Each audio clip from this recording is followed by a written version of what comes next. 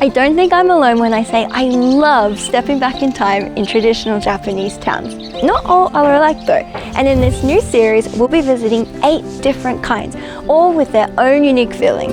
And today we're here in a post town in one of Japan's best preserved, Tsumago.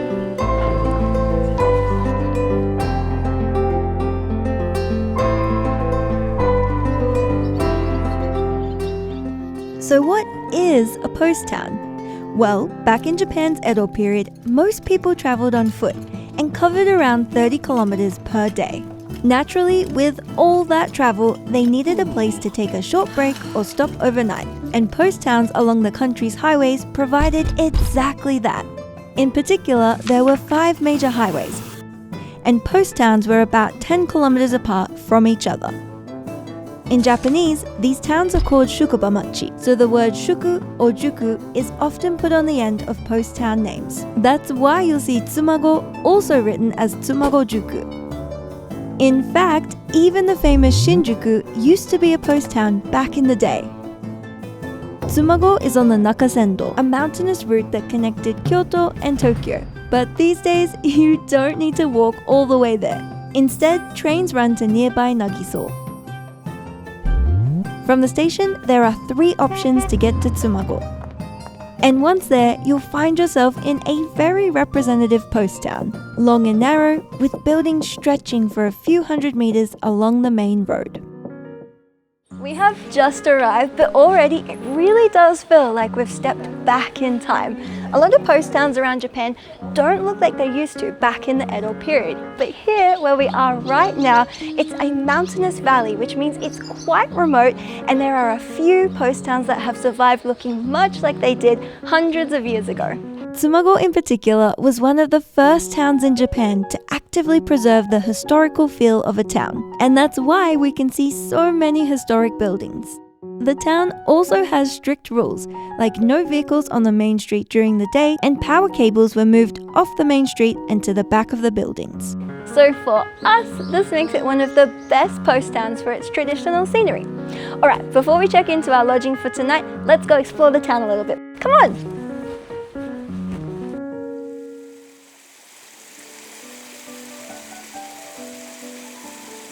One of the main things that you'll see in the northern part of town here is this bulletin board. It's pretty big and imposing, right?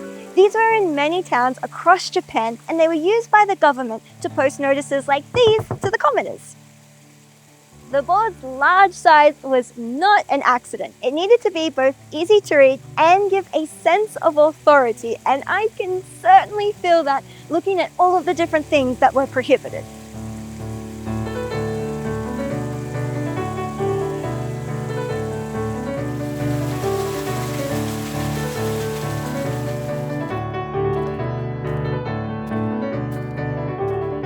The Edo period might be over, but Tsumago still has spots where travelers can stop and eat. Unlike me, if you're making the town part of a longer hiking trip along the Nakasendo, then one of the restaurants serving the region's specialties like soba noodles or gohe mochi makes a great place to stop.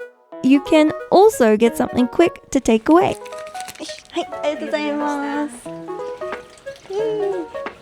I just got a small sweet snack, and even though it's just small, I did want to try one of the region's flavors, so I got chestnut.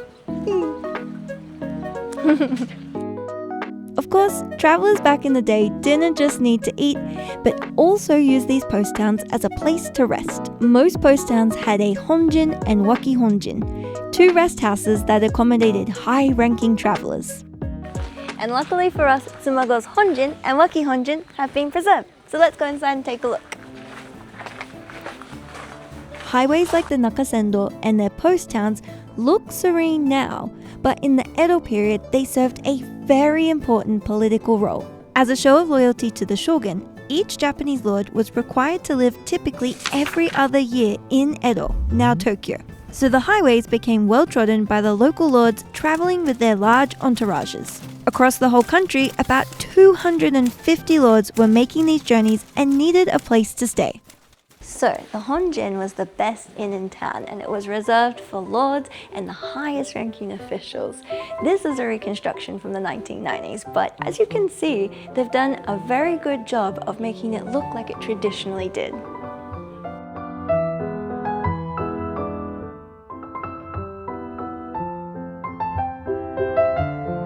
Nearby, the Waki Honjin was the second best inn, and this one is actually the original building from the 19th century, making it quite rare.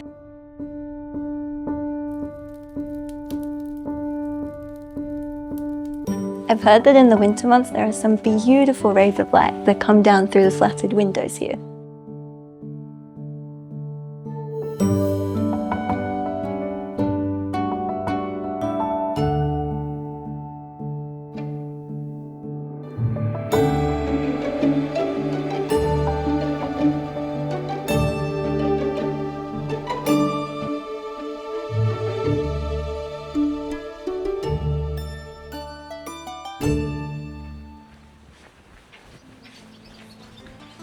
And close by the Honjin and Waki Honjin is this structure.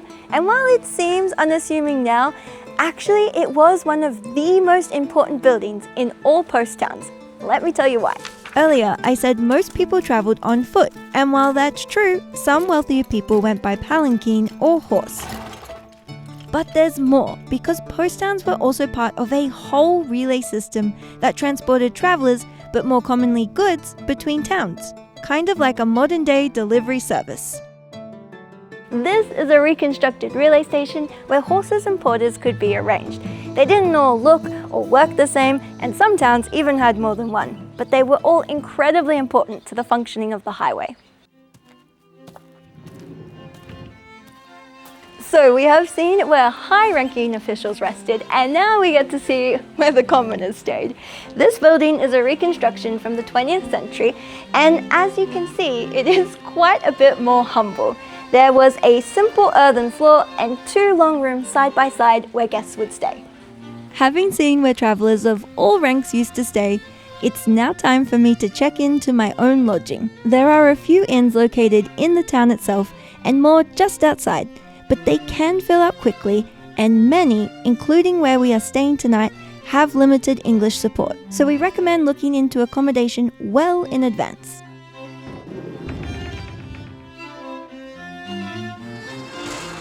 This inn was established over 200 years ago, and like many in the area, it offers a simple but very traditional experience. You'll likely find sliding doors separating the rooms and a shared bath. But if, like me, you're looking for a really peaceful night in a traditional setting, then I think an inn like this is perfect.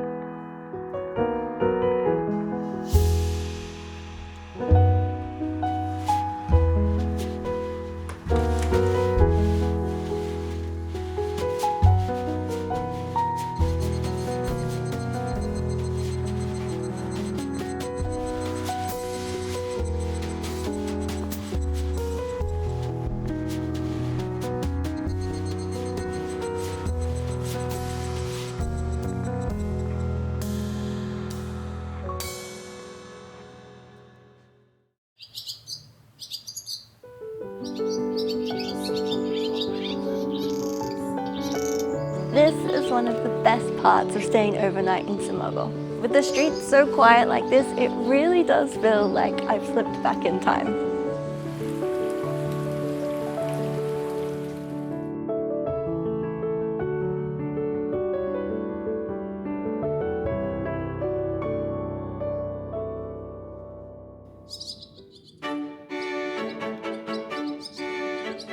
So this morning, I've just come around the corner from my accommodation to Tsumago's main temple. And even here, you can see the separation between high-ranking people and commoners with these 2 gates. One is large and ornate for the high-ranking visitors, and then this honestly shockingly small one is for the commoners.